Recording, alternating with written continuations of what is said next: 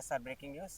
ఏదైతే 10 మంది ఎమ్మెల్యేలు ఫిరాయింపులు జరిగిందో దాని మీద కేటీఆర్ అయితే కామెంట్ చేయడం జరిగింది. దాని గురించి మనతో మాట్లాడడానికి కాంగ్రెస్ యువ నాయకులు ఉన్నారు, ఆయనతో మాట్లాడే ప్రయత్నం చేద్దాం. అన్న, ఏదైతే 10 మంది ఎమ్మెల్యేలు బీఆర్ఎస్ నుంచి కాంగ్రెస్ వచ్చిన తర్వాత నిన్న ఏదైతే జరిగిందో ప్రెస్ మీట్ పెట్టి మాట్లాడుతూ కేటీఆర్ వాళ్ళు స్త్రీలింగ పురుషలింగ వాళ్ళు ఏ లింగం అనేది వాళ్ళే తెలుసుకోవాల్సిన అవసరం ఉందని చెప్పేసి కామెంట్ చేయడం జరిగింది. దాన్ని ఎట్లా చూస్తారు మీరు? అంటే ఏ సోకున్నోడికి అదే సోకు అంటారు అన్నట్టు. కేటీఆర్నే వాడు ఆడనా మగానా ఎవడికి తెలియదు. ఆడాడైతేనేమో చీర జాకెట్ కట్టుకోడు, మగవాడైతే మిసం గడ్డం పెంచడు.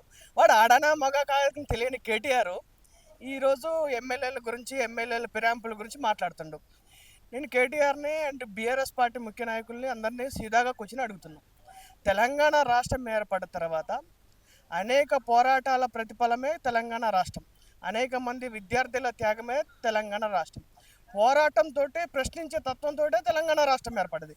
అలాంటి తెలంగాణ రాష్ట్రంలో 2014లో బీఆర్ఎస్ ప్రభుత్వం ఏర్పడిన తర్వాత అటు తెలుగుదేశం పార్టీలో ఉన్న ఎమ్మెల్యేలను కానీ ఇటు కాంగ్రెస్ పార్టీలో ఉన్న ఎమ్మెల్యేలను కానీ పూర్తిగా చేర్చుకొని ఆఖరికి ఆ పార్టీలను విలీనం చేసుకున్న నీచమైన దుర్మార్గుడు కేసీఆర్, అందులో ఆయన కుమారుడు ఈ కేటీఆర్.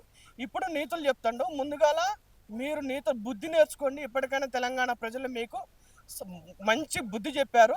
ఇప్పటికైనా ఆడనా మగానా అంటే నువ్వా ముందుగాల ఆడనా తేడానా అనేది నువ్వు ముందుగాల చేసుకో. ఒకటే చెప్తున్నాం, అనవసరమైన ప్రేలాపనలు కాకుండా తెలంగాణ ప్రభుత్వం ప్రజల సంక్షేమం కోసం మీరు దగులుబాజీలై లక్షల కోట్ల రూపాయలు దోచుకొని ఈ తెలంగాణ రాష్ట్రాన్ని 7 లక్షల కోట్ల చిల్లర అప్పుల పాలు చేసిపోయినా కానీ ప్రజా సంక్షేమం కోసం, బడుగు బలహీన వర్గాల అభ్యున్నతి కోసం అనేక సంక్షేమ పథకాలు తీసుకొచ్చి ఈరోజు తెలంగాణలో కాంగ్రెస్ ప్రభుత్వం ప్రజాపాలన అందిస్తుంది.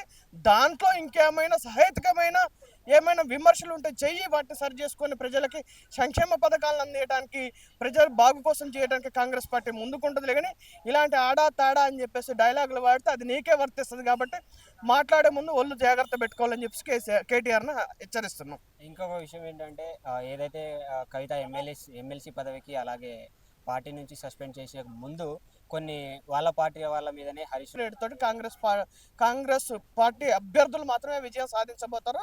ఇది మేము చేసిన సంక్షేమ పాలనకి నిదర్శనంగా నిలవబోతుంది. అది బీసీ బిల్లు అయితేంది, ఎస్సీ వర్గీకరణ అయితేంది, ఇందిరమ్మ ఇల్లు అయితేంది, ఇలాంటివి చూసుకుంటే అనేక విప్లవాత్మకమైన మార్పులు తెలంగాణ రాష్ట్రంలో వచ్చాక ప్రజలు ఏదైతే కోరుకున్నా ఆ మార్పులన్నీ సామాజిక మార్పులతో సహా సంక్షేమ మార్పులలో కూడా ప్రభుత్వం ముందల తీసుకుపోవటం వలన కాంగ్రెస్ ప్రభుత్వానికి ప్రజలు స్వచ్ఛందంగా ముందలకు వచ్చి మద్దతు తెలుపుతున్నారు.